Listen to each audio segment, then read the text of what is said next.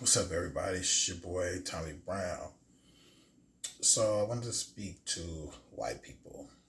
So, in light of recent events with the affirmative action situation being overturned, I hear a lot of white folks say that, they aren't racist and they shouldn't be, penalized, if you will, for, the sins of their forefathers, if you will, by, there being such things as affirmative action, if you will, right? So you often hear a lot of white people, or I often hear a lot of white people saying that they are not racist, and I understand that sentiment, and I completely get it, right?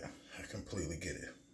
One of the things I should probably say earlier about affirmative action is it helped a lot of white women, right? But that's neither here nor there. So when we get to talking about, you know, affirmative action and things like Black Lives Matter from the standpoint of white people, it's always the case that all lives matter. I had a boss who was a white lady, and she herself said to me that all lives matter. And she asked me what did I think about that. I didn't want to speak to the issue of black folks feeling as though, an issue that's serious to them that has been happening for a very long time.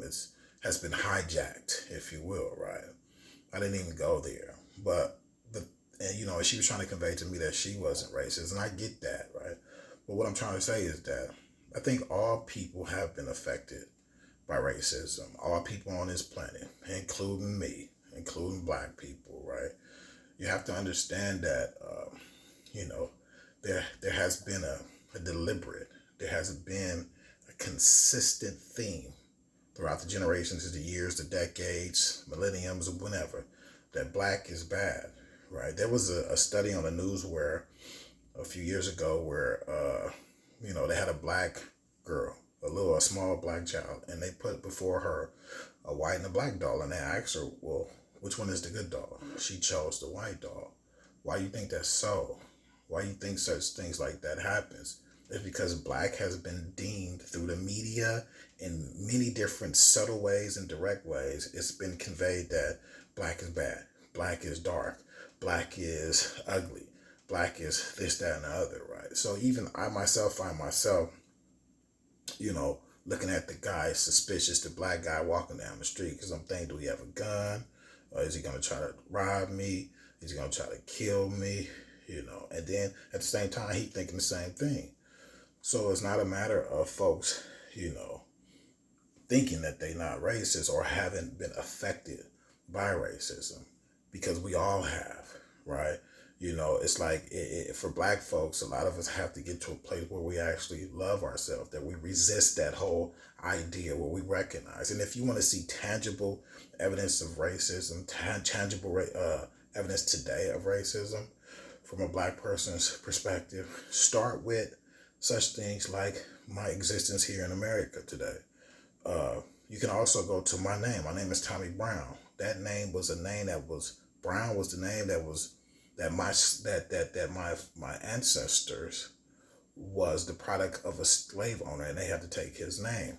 Those things is happening today.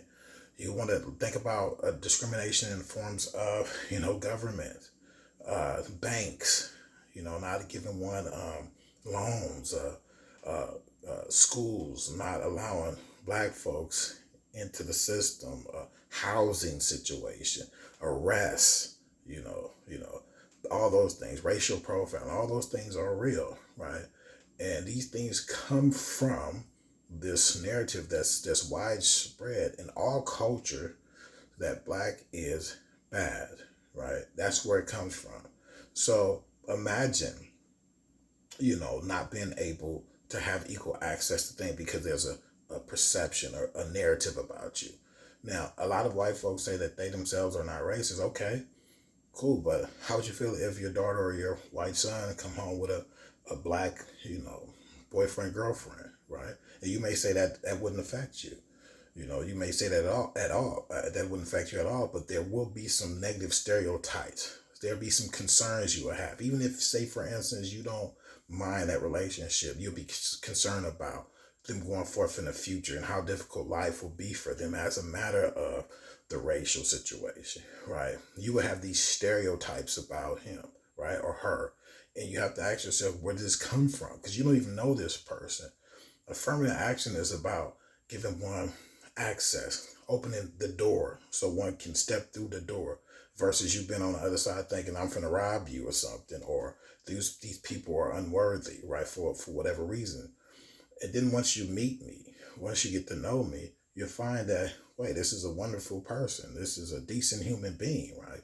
Because black folks has been stereotyped through the media and the generations and throughout millennia to be perceived as bad. It's still happening today. Like, so, in movies, take your movies for example, it's always the black guy is always on the side, or the love interest is always some white person, as if black itself is not beautiful.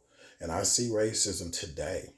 I see it in the form of when I go to, you know, Tubi or Netflix and I want to watch a movie, I find myself bombarded by a bunch of movies with people that don't look like me. And I often say, I don't feel like watching white folks, right? I want to watch something that's reflective of me. And I can't, I come away from a situation frustrated because the movies that reflects my complexion, they're all low budget or something that only lend credence to this negative belief about black folks. So please stop making yourself or stop doing yourself an injustice by saying that, you're not racist and or, you're not affected by racism. That is something from days of old and that it doesn't affect the now, because it does.